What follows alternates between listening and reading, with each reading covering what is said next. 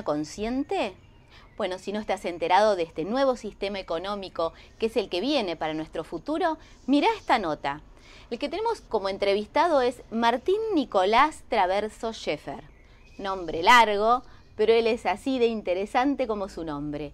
Nos va a contar qué es la economía consciente y esto nuevo que vamos a ir implementando todos para un futuro mejor, porque es nosotros, nuestro propio beneficio, nuestra economía, pero teniendo en cuenta al otro. Así que te invito a que mires esta entrevista. La economía consciente debe estar centrada en la esencia del ser humano y en la relación con los demás. La economía consciente es esencialmente una nueva forma de mirar y entender la economía con el foco en el ser humano y en el ser humano además como un ser que necesita de otros seres humanos, un ser social. Y esta forma de mirar la economía nos lleva a hacer una línea transversal con distintas áreas de las ciencias, sociología, psicología, la ética, la filosofía, la historia, es decir, la antropología. Es decir, reconocer que el ser humano es uno, no importa que lo miremos de distintos ángulos. Y la economía hasta este momento venía resumiendo un poco teorías que tienen que ver con el ser humano y con su relación con los demás, ubicándolo en un paradigma, en una forma de entender el ser humano, entender cuál es su relación con el otro, con el medio ambiente también y los recursos, y configurando modelos económicos de cómo se deben hacer las cosas, ¿no? En función a esas suposiciones que hace del ser humano, de las relaciones y del medio ambiente y los recursos. Economía consciente implicaría mirar desde un lugar de conciencia. Significaría preguntarnos, ¿qué es el ser humano? Primero, y no es una pregunta principal, si tiene sentido la vida humana, cuál es o no, hacia dónde va el ser humano, y en eso, cómo se relaciona con el otro, si hay un otro, ¿no? Otro ser humano, y además, cómo se relaciona como en ese medio natural que le permite la vida, ese medio del cual provienen los recursos. Obviamente que poner conciencia en esta definición de economía consciente tiene dos partes. Por un lado es economía y por otro lado es consciente. Implica reconocer que el ser humano ahora es consciente. Entonces, significa que estoy pensando que antes no era consciente. ¿Y qué significa eso? Significa que no estaba siendo consciente de su naturaleza, de quién es o qué hace en el mundo, qué quiere de los demás, qué quiere de sí mismo, qué quiere del lugar donde está, qué quiere dejar en el mundo. Entonces, un ser humano que empieza a preguntarse esto se transforma en un ser humano consciente. Y la suma de estos seres humanos es una sociedad consciente. Y la forma de interrelacionarse para vivir es una economía consciente. Entonces, no es una fórmula o decir esto es, sino que no puede ser un sistema que se implemente de arriba para abajo, sino es lo que surge como consecuencia de ser seres humanos conscientes y de relacionarnos de manera consciente. Esto nos lleva inevitablemente al campo interdisciplinario, ya no podemos hablar solo de economía. Entonces acá donde economistas tienen que trabajar con psicólogos, antropólogos, sociólogos, historiadores, filósofos, y este trabajo no puede ser una mirada de una sola disciplina, porque sería ver al ser humano desde un solo ángulo. También con la geografía, con la ecología. Economía y ecología comparten eco, que es el oikos, que es la casa. O sea, al final podemos hablar de la economía argentina, de la economía estadounidense, de la economía europea, diciendo la casa argentina, la casa europea, pero al final, ¿cuál es la gran casa que ya nos podemos salir? Planeta Tierra. Y una mayor es el cosmos. Pero bueno, pensando en la casa Tierra, el oikos va a ser tanto de la ecología, la economía, la casa, es la Tierra. Y en este proceso de ser conscientes, mirar a la economía es mirar a la casa global. ¿Y qué hay en la casa? Y 7.000 millones de seres humanos, hay naciones, hay culturas, hay formas de organizar diferentes en distintos países, hay idiomas, hay costumbres, hay formas de ideologías, de que esto es mejor, esto es peor, pero en ese sentido tenemos cosas en común. Somos todos seres humanos. Todos buscamos un sentido, todos buscamos la felicidad, todos buscamos, podríamos decir, el bien, fuera de lo que cada uno entienda el bien. Y en esa búsqueda podemos equivocarnos en el medio, pero no lo hacemos intencionalmente. Y si vamos a una economía consciente, esa economía consciente es a partir del diálogo.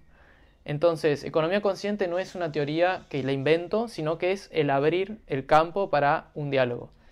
Puedo esbozar algunas líneas intuitivas de hacia dónde va, pero no puedo decir esto es, o sea, es como este es un esquema que se aplica, no es un esquema que se aplica. Es una forma de mirar y es un punto de partida para dialogar. Es decir, ponernos de acuerdo en dónde estamos parados y qué tenemos en común. Y eso, sí hay algunas cosas que podemos, desde la economía consciente, esbozar una pequeña definición. Podríamos decir que la economía consciente es una interrelación, es una red de interrelaciones humanas en la cual el ser humano se busca a sí mismo, se autorrealiza a través de verse espejado en el otro, en el dar y recibir, y en ese dar y recibir con el otro adquiere sentido. Entonces, en esta forma de ver la economía, no vemos que son recursos solamente para satisfacer necesidades, sino que somos seres humanos que necesitamos de los otros seres humanos para en ese dar y recibir en el cual satisfacemos las necesidades, encontramos nuestro sentido de existencia. Entonces, este sería el cambio de agregarle la palabra conciencia a economía desde el punto de vista que la estoy mirando, y la estamos mirando varias personas que empezamos a compartir por internet, que cada uno quizás está viendo distintos ángulos, pero coincidimos en esto, en que la economía consciente debe estar centrada en la esencia del ser humano y en la relación con los demás. Existo, un yo, sí, un ser humano que se busca, pero también existís vos, que me estás mirando y que también se busca a sí mismo, y que podemos interactuar de una manera inconsciente, solamente buscando mi beneficio personal y olvidándome que vos existís, o puedo de una manera consciente, reconociendo que existís y sos un ser libre, también encontrar un punto de equilibrio en esa búsqueda, de que mi relación con vos sea un equilibrio, de que yo disfrute y me sienta beneficiado de esa interacción y vos también. Entonces es salir de un mero yo que se beneficia, un mero ego que se beneficia, para un yo y el otro que se benefician en esa interacción. Bueno, eso sería economía consciente en un sentido general. Es una forma de mirar de manera interdisciplinaria y compleja la economía, y es una apertura al diálogo. Se puede hablar de distintas tribus, distintas culturas. Sí se puede ver en algunas culturas a grandes rasgos, y lo voy a hablar desde un conocimiento por arriba, no especializado, o sea, no ondé tanto. Pero determinadas culturas, como las culturas originarias andinas, acá en América, o incluso los griegos en las polis, tenían un concepto de buena vida o buen vivir, en el cual se resaltaban valores como el disfrute, como el disfrutar de lo que se hace, y también la relación con los demás. Era un valor que quizás en la modernidad, que en el mundo actual y que hoy en la globalización se extendió un estilo de vida diferente que al de esas culturas, hay ciertos valores que se han perdido, o ciertas formas de interrelación humana. Digamos que lo que cambió fue la forma de interrelacionarse de un humano con otro humano, y a su vez, obviamente en el pasado también había guerras, supuestamente, ¿qué se puede decir que mejoró, entre comillas? No, hubo un disparo de la tecnología a través de las revoluciones industriales y las técnicas maquinistas, pero, digamos, dentro de una forma ética de beneficio personal y de individualismo, lo cual en muchas culturas ancestrales no existía, esta forma. Entonces, en cuanto a lo tecnológico, se desarrolló un crecimiento vertiginoso en los últimos 200 años, que es superior a todos los 5.000 años anteriores, según opinan algunos historiadores. Las revoluciones que dentro de los últimos años fueron, aún en cuanto a la técnica, ¿no? Imagínense ver la historia desde el fuego, la piedra, los avances, ¿no? En cuanto a lo que se considera técnico y científico. Sí, en relación a lo humano, se puede decir que lo que cambió es el modelo ético. Y cuando digo ético, no es un modelo de sí, estaría como ser buenas personas, como buscando una moral. No, el modelo, ¿cuál es en la práctica? El modo en que una persona se relaciona con otra. Desde ese lugar vendo la ética. Entonces eso cambió. Había culturas en las cuales existía un sentimiento de comunidad fuertemente, ¿no? Donde una persona se siente parte de esa comunidad. En la polis griega se ve mucho la filia, la amistad, que era la forma de sentirse perteneciente a la polis. Por ejemplo, en la polis griega, lo peor que se podía pasar es ser exiliado, porque ser echado fuera del todo. En cambio, hoy irse a otro país no es una cosa. Entonces vemos ahí una gran diferencia con los griegos, de los cuales venimos, por lo cual no es poca cosa ver cómo vivían. Y otro también con las culturas originarias, por ejemplo, con las que apoyadas en el principio del buen vivir, los guaraníes, los incas, todas las culturas que estaban acá en Sudamérica, ¿no? Los mayas. Entonces también tenía un sentido de comunidad.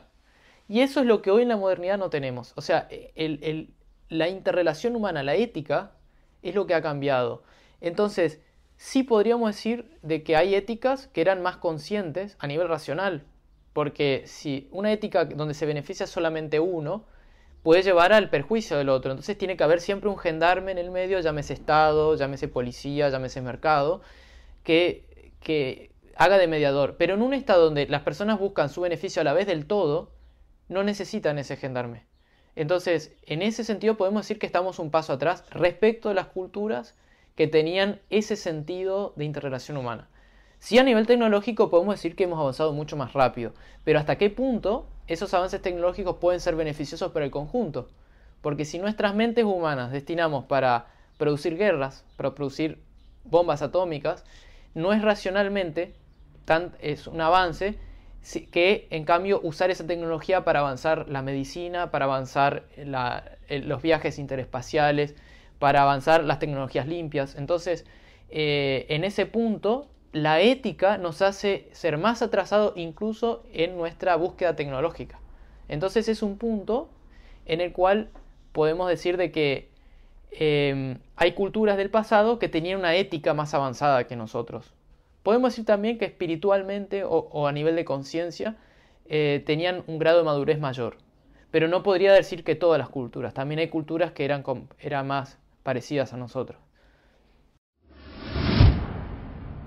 ¿Y en qué lugar estamos parados hoy respecto a lo que entendemos como economía consciente? ¿Hacia dónde va la economía? ¿Cómo está el paradigma? Sobre esto podría decir de que hay un paradigma viejo relacionado con algo que se inició desde la modernidad, que tiene que ver con la técnica maquinista, con una relación ética de un yo, un ego, y no hay nada afuera. Es algo que viene desde Descartes, de pienso, luego existo. Después revolución industrial, explosión de los estados nacionales, revolución francesa además. Y bueno, con las últimas revoluciones industriales, el Fordismo, la producción en serie y toda la globalización, y nos encontramos en un mundo globalizado de producción en serie, de masas, donde el individuo se ha fusionado una masa amorfa en la cual pierde su identidad. Y en esto como en un individuo individualista, ¿no? Y esta economía, que es la que estamos viviendo, es una economía movida por el afán de lucro, por la rentabilidad, y que genera una alienación, un sentido de no pertenencia del ser humano a ningún lugar, como esto la sociología lo estudia y ha comparado las tasas de suicidio como ha observado las tasas de suicidio en los países capitalistas más prósperos, como esta tiende a aumentar, y es como que existiera una presión de las sociedades al suicidio. Cada sociedad tiene una presión del individuo al suicidio y se define por su tasa de suicidio natural. Y esto es lo que hemos creado, una sociedad de individuos desconectados de los demás. Pero esto es un paradigma que viene, digamos, de los últimos años y desde el siglo XX más pronunciado, que está tocando fondo hoy actualmente. Y esto lo estamos viendo y no es una utopía. Digamos, John Lennon creía que era un soñador, pero digamos hoy hay muchos John Lennons ya que tienen un comportamiento de masa. Es toda una generación, los llamados generación Y, que hoy tienen entre 22 y 32 años y están ya produciendo cambios en lo laboral. Lo mismo los Z, que son los siguientes que vienen, que tienen entre 12 años y 22 años. Son los hiperconectados en cuanto a lo tecnológico. ¿Y por qué es interesante observar estas dos nuevas generaciones, los Y y los Z? Y ya acostumbrémonos a escuchar estos dos nombres. Porque los próximos 10 y 20 años van a ser de profundas transformaciones de todo el sistema económico productivo de mano de estas dos generaciones. ¿Por qué? La generación Y ya está en el mercado laboral y es casi un tercio de la masa laboral. Mientras ya la generación Baby Boomer, que ya están jubilándose, tanto de la economía como de la política. Entonces este recambio generacional está trayendo nuevas costumbres, ¿no? Y acá una gran novedad es que el individualismo que hemos observado en este último tiempo empieza a revertirse en esta generación. Bueno, acá sería, bueno, ¿cómo surge eso? Porque esto no surge de la galera. Tendríamos que estudiar a las generaciones Y y Z. ¿Qué es lo que está cambiando en estas dos generaciones que van a ser los próximos dirigentes de la economía, la política y los grandes agentes de cambio de las transformaciones tecnológicas de los próximos 20 años? Lo que ha cambiado es, a partir de la generación Y, que es la que empieza a ser joven luego de la caída del muro de Berlín, es un gran cambio de paradigmas mundial, luego de la explosión de Internet, de la tecnología. Nos llaman los nacidos apretando botones, a los Y, la generación del milenio, los millennials, le dicen en inglés, porque iban a ser jóvenes de luego del año 2000. Y los Z son los que nacieron apretando pantallas táctiles. Bueno, no es solamente para quedarnos con esto de que son muy tecnológicos y nada más. No, hay una nueva forma de comportamiento y que empieza a surgir de mano de la costumbre de estar en Internet y de ser parte de las redes, que es un comportamiento cooperativo. Internet se ha transformado en un lugar de cooperación. Y esto ya, señores, es una realidad. Entonces los invito a ver los estudios que hay hoy. Es más, un lanzamiento de una página rentada no tiene tanto éxito como una página gratuita. Facebook es gratis, ¿no? Si fuera cobrado, seguramente quien haga un Facebook y cobre no va a tener tanto éxito como un Facebook. Wikipedia es la mayor biblioteca mundial que tenemos hoy. Enciclopedia es gratis. ¿Y cómo se hizo a partir de la cooperación? Bueno, esta novedad que pareciera tan inofensiva es realmente el principio opuesto a las sociedades que hemos creado. Como en sociedades donde el individualismo es la norma, empieza a suceder una vida virtual que tiene tanta calidad como la vida real, donde el principio es el opuesto, es la cooperación. Donde ya no existen barreras nacionales, donde realmente se empiezan a ver ciudadanos globales. Creo que si hay realmente un ciudadano global, son los generación Z, donde pueden tener amigos jugando en jueguitos en red, pueden tener amigos del otro lado del mundo y son tan amigos como el que se sienta al lado del pupitre en la escuela. Y en este sentido, esto analizado a priori pareciera que fuera algo inofensivo, pero esta generación, al incorporar este nuevo comportamiento, lo empieza a replicar en la vida real. Para una generación Y o Z es mucho más difícil trabajar en la economía convencional. Es mucho más difícil la relación de autoridad, lo vertical. Es más, la generación Y es la que está produciendo grandes cambios de flexibilización laboral en las empresas, más en las grandes ciudades como Buenos Aires, donde estamos en este momento en la entrevista. Los reclutadores de recursos humanos dicen de la generación Y, que son eternos adolescentes, que cuesta retenerlos, que cambian trabajo de a 5 trabajos por año porque se aburren. Por ejemplo, es muy común en una entrevista a un reclutador de acá de Buenos Aires, que salió en IECO, de Clarín, dice que una persona de menos de 30 años que había tomado, estuvo 2 meses, espectacular, y al segundo mes le dice, me voy de mochilero a Europa. Pero bueno, cosas como esta son novedosas. La primera reacción es negativa, es decir, estas personas no quieren trabajar, siempre hay una resistencia al cambio. Pero por otro lado son 1/3 de la masa laboral. No sé qué, pero tenemos que adaptarnos porque además son muy creativos. Hoy todas las empresas creativas son de generación Y.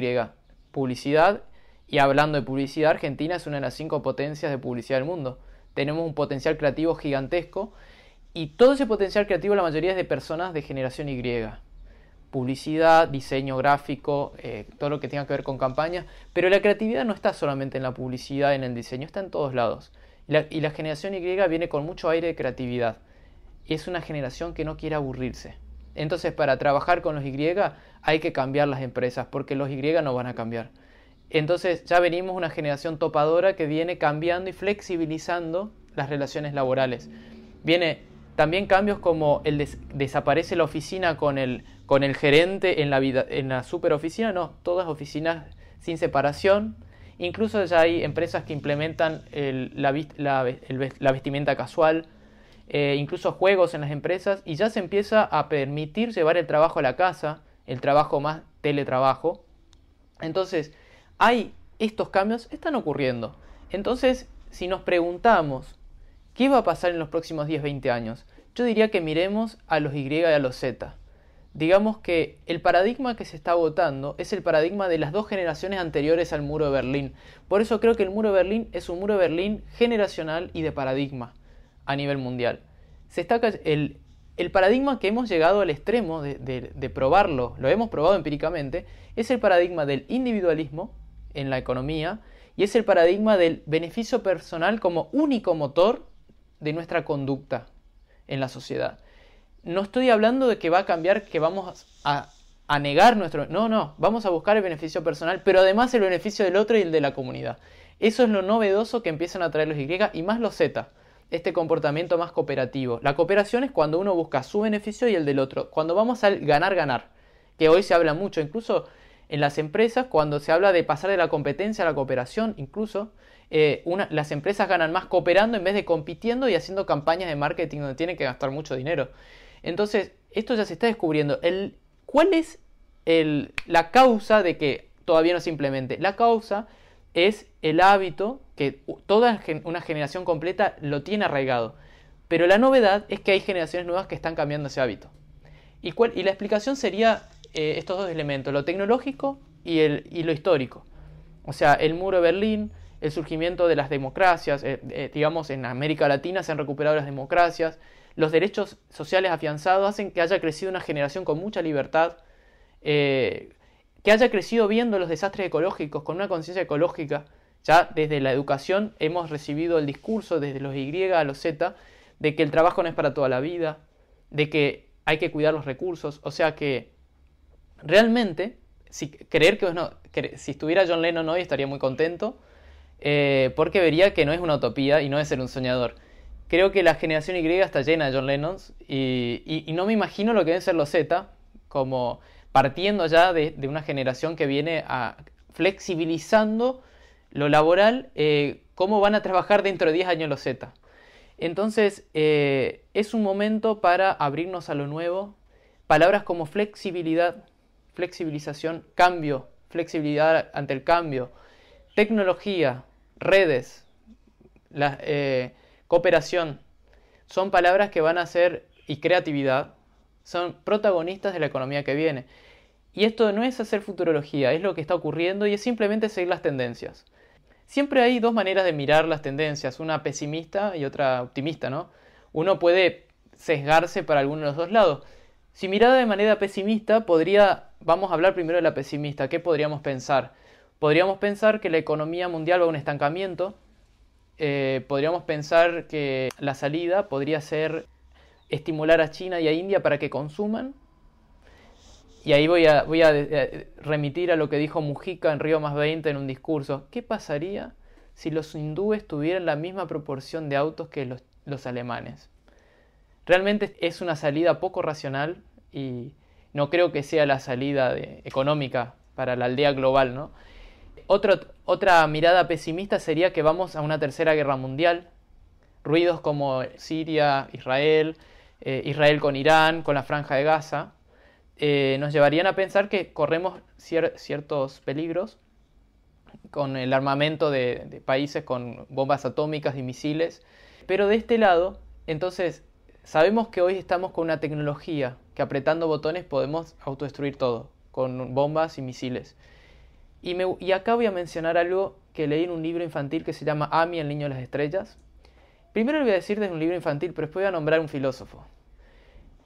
Amy, el niño de las estrellas, es un libro infantil en el cual viene una persona de otro planeta al planeta Tierra y nos cuenta cómo viven los mundos civilizados.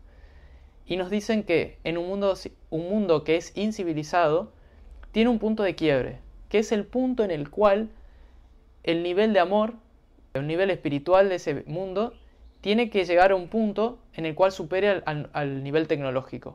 Porque si la tecnología avanza más rápido que el nivel de amor o el nivel de espiritualidad de ese mundo, se autodestruyen. Y yo creo que hoy estamos un poco en esa situación que Amy describe. Y ahora bien, vamos a describirlo desde un punto de vista de un filósofo, que es Thomas Hobbes, que es quien quizás nos ha dejado un poco el legado de estos estados de miedo que hemos tenido, de este paradigma de entender al hombre como un ser destructivo, en el cual hay que regular su convivencia para su bien. Bueno, Thomas Hobbes es un filósofo del siglo XV-XVI y nos ha dejado un legado que ha seguido hasta la actualidad en cuanto a concebir al hombre como un ser egoísta por naturaleza, un ser guerrillero y destructivo, es lo que nos ha dicho Hobbes. Entonces debía tener un Estado que lo regule y que lo intimide para la convivencia. Este paradigma, lamentablemente, es el cual más vigencia tiene. Quizás no en todos los estados. Hay estados más rusonianos, como el estado argentino, estados más hobbesianos, como el estado inglés, por ejemplo. Pero a nivel de las relaciones internacionales, impera Hobbes, impera la teoría hobbesiana, y más que nada en las guerras y los tratados de paz.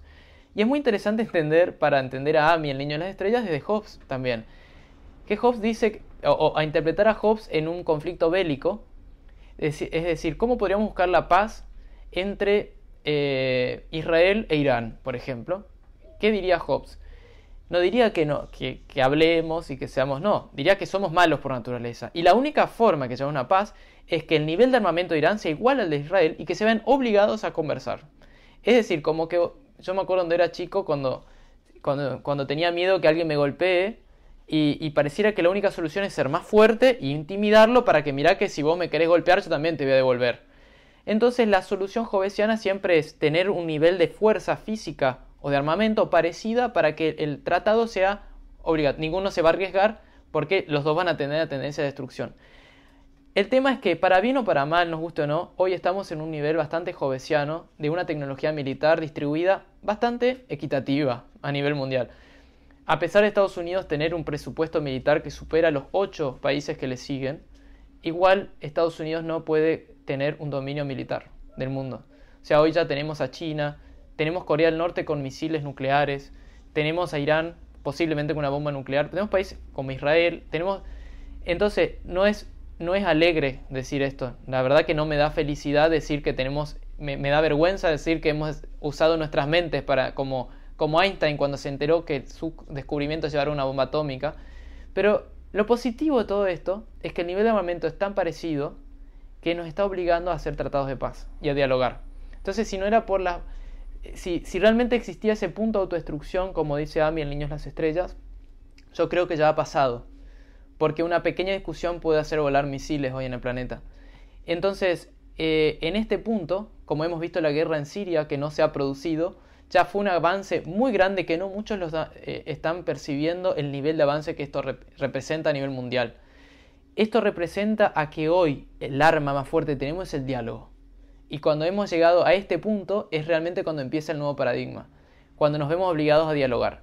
Y nos hemos obligado a poner a un costado a veces las preferencias culturales, religiosas, para encontrar puntos en común.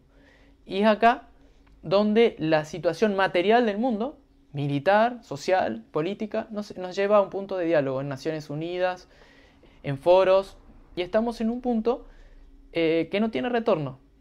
Entonces, el pronóstico para los próximos 10-20 años es de mucho diálogo a nivel político internacional, mucho cambio, como veíamos el cambio generacional. Entonces, por un lado, la tecnología nos ha generado nuevas costumbres, 2 generaciones nuevas que empiezan a ingresar al mercado laboral de nuevas maneras, creativas, flexibles, con más teletrabajo, con trabajo más creativo, formas creativas de trabajar, no de tener un solo trabajo, quizás de muchos, nuevas formas de concebir la felicidad, la búsqueda de la felicidad en estas generaciones. Entonces, está ocurriendo un gran cambio. Y preparémonos porque se vienen 10 o 20 años de construcción de cosas nuevas. Mucho trabajo cooperativo, mucho trabajo en red, virtual y físico, de la virtualidad a lo físico. Entonces, hablar de esto, más que utopía, es hablar de una realidad y una tendencia. Es una ola que podemos subirnos y disfrutarla y ser agentes de cambio, cada uno de su lugar. A veces uno con un clic o con un evento de Facebook no sabe la magnitud de lo que está haciendo. Entonces, bienvenidos al mundo, a la aldea global, a las redes, a la interconectividad, a un ser humano que se siente parte de una comunidad global. Ese es el mundo al que estamos entrando. Se borra la línea de trabajo y hobbies. Estas nuevas generaciones, las Y y Z, empiezan a traer un nuevo concepto de hacer las cosas, donde lo que importa es el disfrutar, el estar motivado, es el gustar de lo que uno hace. Entonces esto ya no separa de que si eso que hacemos es remunerado o no, si lo hacemos por dinero o no. Entonces el concepto de trabajo se está replanteando. ¿Qué es el trabajo? Estamos yendo a un mundo donde vamos a concebir nuevas maneras de entender esta palabra, que hoy nos vemos obligados a reflexionar filosóficamente qué es el trabajo. Una reflexión interesante en cuanto al trabajo. Cuando nos preguntamos qué es el trabajo, cada uno tenemos una definición un poco compartida. Y lo que llama la atención a nivel economía tradicional es que si Eugenia está lavando los platos en su casa, Eugenia está al pedo. Pero si se los lava la vecina y se los cobra, Eugenia tiene trabajo. Entonces, ¿cómo puede ser que la misma acción solamente cambia de ser trabajo a no serlo por el hecho de ser remunerada? O sea, si pensamos racionalmente, si lo que nos importa es el producto, lo que estamos haciendo, cambia la forma de ver. Si lo que importa es que se laven los platos, lo que importa es transportarme de un lugar a otro, lo que importa es filmar a alguien. Entonces, el concepto de trabajo toma una nueva dimensión. Y acá también empieza a aparecer algo muy nuevo en esta economía de los próximos años, que es el consumo colaborativo. Que hay cosas que las podemos consumir de manera gratuita, a través de la cooperación. Grupos como gratiferias, grupos como free markets, grupos como alguien tiene, yo tengo, trueques. Grupos como estos empiezan a cambiar el modo de consumir. No solo está cambiando el modo de trabajar y de producir, sino el modo de consumir también. De mano de las nuevas costumbres digitales, ¿no? De las redes sociales. Y que permiten descubrir las redes sociales. Algo muy tonto, si lo pensamos. Que tenemos muchas cosas duplicadas en las casas que no las usamos. Y en este sentido me voy a remitir a Rachel Botsman, que tiene mi edad, que es una inglesa muy buena onda que está hablando en internet sobre el consumo colaborativo o Collaborative Consumption en inglés. Ella ha dado charlas de TEDx y lo explica muy bien, pero le voy a remitir, aunque voy a explicar un ejemplo que ella dio en una charla. Que ella, ante como 500 personas, pregunta: ¿quién de ustedes tiene un taladro en sus casas? La mayoría levanta la mano. Y le dijo: bueno, les voy a contar que en promedio lo usan 12 minutos al año. Y entonces, imagínense en un mundo de red interconectado, ¿para qué vamos a querer tener todos un taladro en la casa? ¿Qué es lo que está cambiando en las nuevas generaciones? Que a partir de ahora, yo no digo que necesito un taladro, necesito un agujero en la pared. Y cuando yo paso a valorar la necesidad, que esto se habla mucho en marketing, no es nuevo, pero cuando yo empiezo a valorar que necesito un agujero, hasta se empieza a diluir la propiedad. Ya no es tan necesario ser dueño del taladro. Y acá es donde las redes están permitiendo interconectar personas con necesidades opuestas como una oferta y demanda gratuita, y están permitiendo satisfacer necesidades humanas a través de la cooperación. Obviamente, ¿cómo queda el capitalismo acá? Y bueno, se diluye la necesidad de comprar en este sentido. Porque justamente lo que ha hecho el capitalismo o una sociedad de acumulación es acumular un montón de cosas en individuos desconectados. Pero cuando los individuos se conectan, se pueden poner de acuerdo en prestarse, en regalarse y en compartir, que son los valores que están surgiendo de mano de la generación Y y Z. Así que podemos ver también como nuevas formas de trabajo, de mano de los Y y los Z, y gracias a los cambios tecnológicos, nuevas formas de consumo también. Y nos preguntamos, como si una pregunta, hagamos ya un poco de futurología, ¿qué pasará con la propiedad de determinadas cosas como los medios de transporte, como determinadas herramientas en los próximos 50 años? Y bueno, ¿qué te queda a vos como individuo? ¿Qué me queda a mí para hacer en este contexto de cambio tan vertiginoso que se viene en los próximos 20 años por la tecnología, por los cambios sociales, políticos, por el nuevo escenario global? ¿Qué nos queda por hacer? Y nos queda por elegir qué vida queremos llevar, por elegir en qué grupos participar, lo que está a nuestro alcance es decidir nuestro estilo de vida, cómo queremos concebir el trabajo, cómo nos queremos relacionar con los demás para consumir, para trabajar. Y en este sentido es fundamental la cooperación y las redes. Estamos en un momento en el cual estamos viendo una nueva forma de interactuar con los demás a través de las redes y va a ser fundamental para cada uno tener una relación lo más sincera, lo más como uno quiera, con quienes quiera relacionarse, con qué causas. Es un momento en el cual está habiendo muchos cambios en la ecología, en la conciencia social, y uno puede también decidir en cuáles de esas causas estar como agente de cambio. Algunos quieren trabajar más por el lado de la ecología, otros por el lado de lo social. otros por el lado de lo espiritual, y todos tenemos, además de los trabajos que nos generen ingresos, también tenemos la posibilidad de dar nuestra energía física e intelectual a estas causas, que siendo todos beneficiados y además de la riqueza humana que uno obtiene de dar en estas causas. Así que tenemos mucho por hacer, y el cambio no es una revolución de sistema desde la punta de la pirámide, sino desde las bases. Lo que está cambiando es la manera en que nos miramos, es nuestra manera, nuestro estilo de vida, y en este sentido podemos ser optimistas porque el mundo está cambiando y somos todos agentes de cambio. No miremos a los políticos, no miremos a nadie arriba, porque los agentes de cambio somos todos. No hay a nadie a quien echarle una culpa, sino que lo único que nos queda es el diálogo y la cooperación.